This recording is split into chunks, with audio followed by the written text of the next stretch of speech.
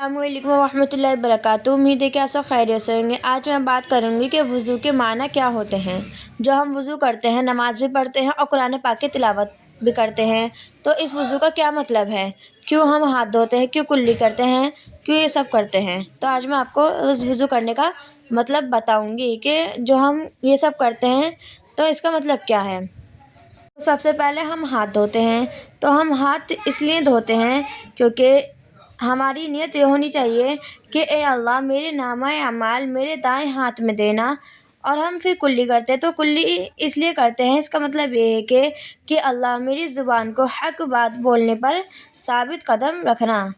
پھر ناک میں پانی ڈالتے ہیں، تو اس کا مطلب یہ ہے کہ اے اللہ میری سانسوں کو جنت کی خوشبو سے معطر فرمانا۔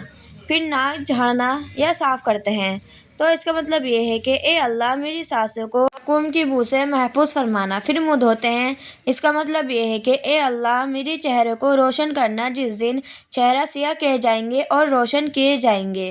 پھر ہاتھ دھوتے ہیں، تو سب سے پہلے سیدھا ہاتھ دھوتے ہیں، تو اس کا مطلب یہ ہے کہ اے اللہ مجھے دائیں ہاتھ والوں میں شامل کرنا۔ اور پھر بایاں ہاتھ دھوتے ہیں، تو اس کا مطلب یہ ہے کہ اے اللہ مجھے بائیں ہاتھ والوں میں شامل ہونے سے بچا۔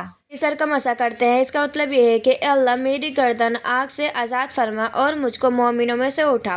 پھر پاؤں کو دھوتے ہیں، تو اس کا مطلب یہ ہے کہ اے اللہ میرے قدموں کو سیدھے راستے سے کبھی بھٹکنے نہ دینا۔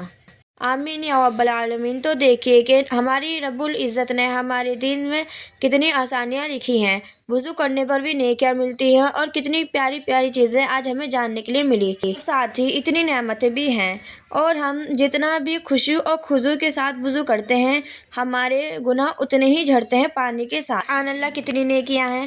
تو انشاءاللہ ہمیں 5 وقت کی نماز میں 5 وقت ہی وضو کرنا ہے، اور وضو کی نعمتوں کو بھی یاد رکھنا ہے اور معنوں کو بھی جو میں نے ابھی بیان کیے ہیں۔